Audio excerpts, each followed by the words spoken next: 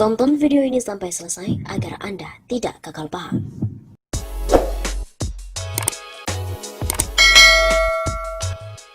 Misteri pertarungan politik Istana. Tertangkap tangan Edi Prabowo, Menteri Kelautan atau KKP asal Gerindra cukup mengejutkan. Di tengah tekanan gerakan moral kami, revolusi akhlak HRS, serta beratnya kondisi ekonomi efek COVID-19, kini masalah baru muncul. Menteri terkena OTT KPK. Kalimat ruwet Jokowi semakin menggema baik ke seantero negara maupun ruangan istana. Terjepit oleh kepentingan para pencari keuntungan dari all the president's men. Termasuk cara kerja menteri yang berantakan, hilang visi dan koordinasi. Edi Prabowo adalah tangan kanan Prabowo. Penangkapannya cukup aneh.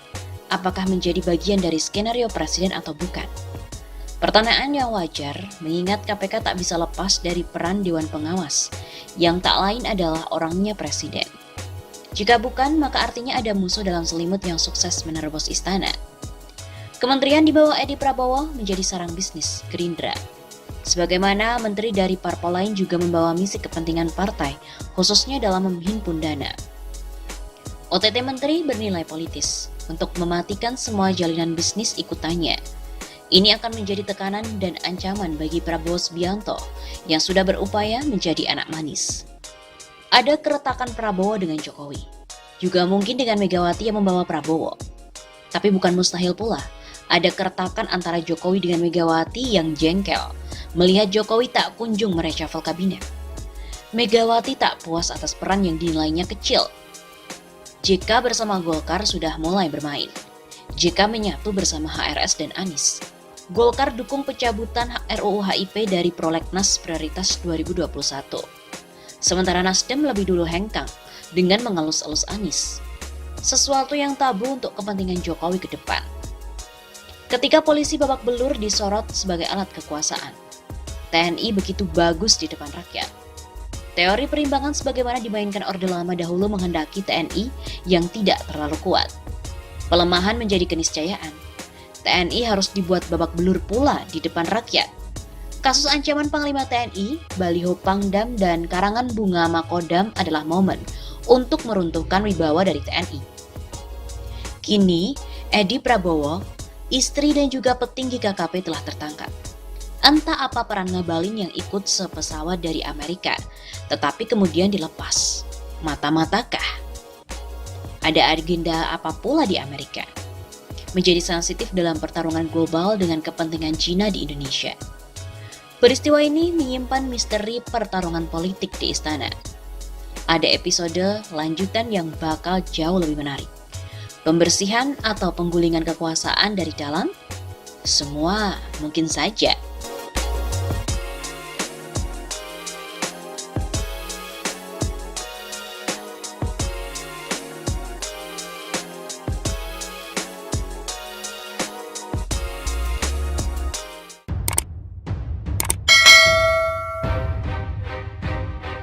Prabowo terjaring OTT KPK. Itu peringatan bagi seluruh penyelenggara negara. Politisi Partai Gerindra Edi Prabowo menjadi menteri pertama dalam jajaran kabinet Joko Widodo Ma'ruf yang ditangkap oleh Komisi Pemberantasan Korupsi atau KPK. Dosen Ilmu Politik Universitas Muhammadiyah Cirebon, Rahmat Hidayat menilai operasi tangkap tangan atau OTT yang menimpa Menteri Kelautan dan Perikanan atau KKP itu harus jadi peringatan. Tidak hanya di elit pemerintahan pusat, tapi juga di pemerintahan daerah. Prinsipnya, semua penyelenggara negara harus taat asas dan aturan regulasi yang baik, dengan mengikuti tata kelola pemerintahan, baik itu pemerintah daerah maupun pada level pemerintah desa. Demikian penuturan Rahmat, seperti diberitakan dari kantor berita RMOL Jabar Rabu 25 November. Pria yang sedang menempuh pendidikan doktor ilmu politik di Universitas Gadjah Mada tersebut mengingatkan setiap penyelenggara pemerintahan dan pengelola keuangan negara harus mengikuti regulasi yang baik sesuai dengan peraturan dan perundang-undangan. Kedepan kita semua yang menjadi penyelenggara pemerintahan di bawah harus lebih bisa mawas diri dalam mengelola keuangan negara. Begitu kata Rahmat Hidayat.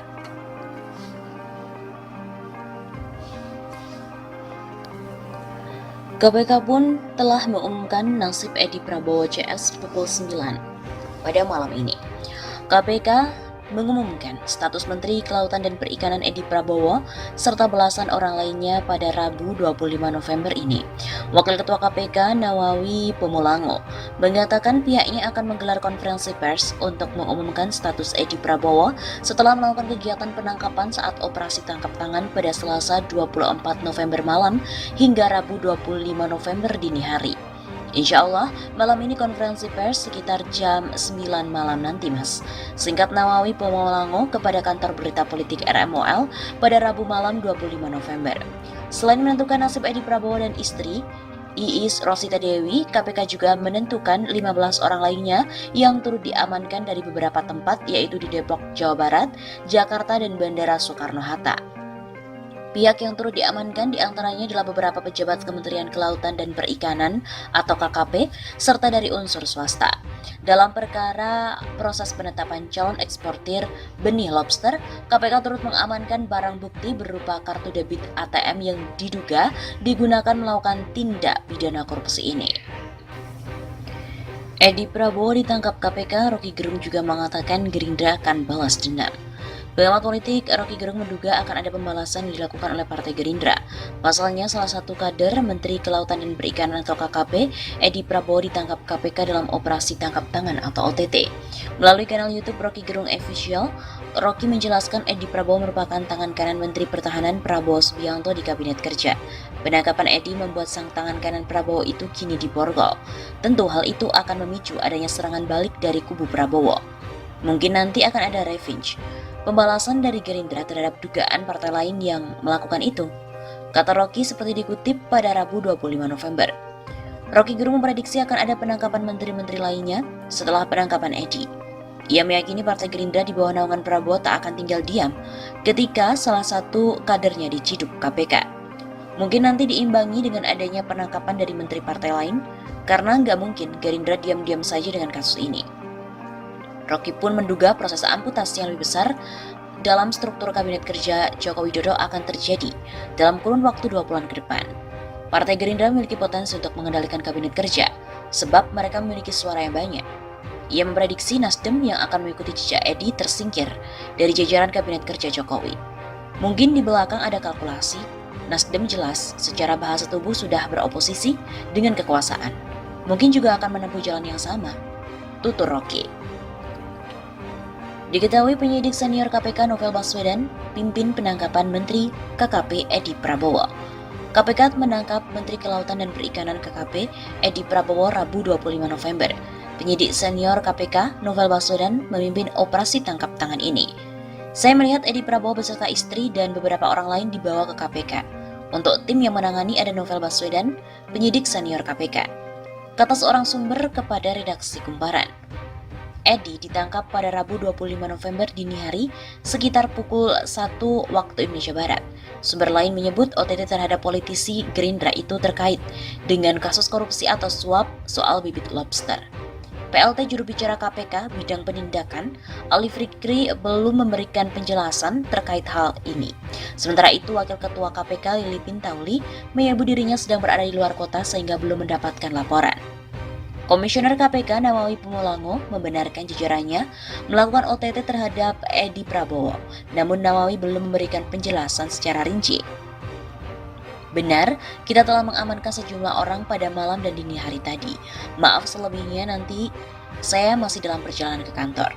Begitu kata Nawawi.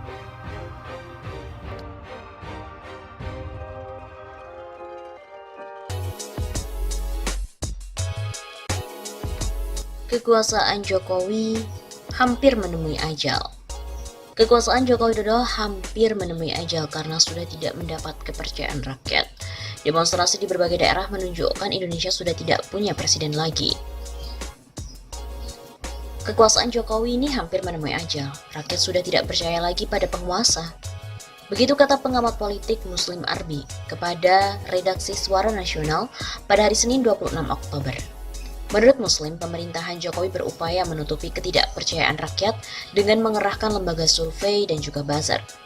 Saat ini, media mainstream sudah berani mengkritik terbuka Jokowi. Survei Kompas menunjukkan rakyat sudah tidak percaya pada pemerintahan Jokowi. Paparnya, kata Muslim lagi, para pendukung Jokowi juga sudah menyatakan kritik terbuka pada penguasa. Walaupun baru sadar atas kelakuan Jokowi yang sudah umbar-umbar janji, tetapi para pendukung Jokowi yang sadar bisa menjadi pemicu ketidakpercayaan secara masif pada para penguasa saat ini. Jelas Muslim. Selain itu, ia juga mengatakan kekuasaan Jokowi harus merespon aspirasi rakyat agar tidak menemui ajal. Hal itu harus segera merespon tuntutan rakyat dalam penerbitan Perpu untuk membatalkan Undang-Undang Omnibus Law Cipta Kerja. Begitu pungkas Arbi. Pihak istana pun tidak marah ataupun membantah menyikapi hasil-hasil survei yang menyebutkan bahwa kepercayaan rakyat pada Presiden Jokowi menurun. Pemerintah pun menerima hal tersebut dengan lapang dada.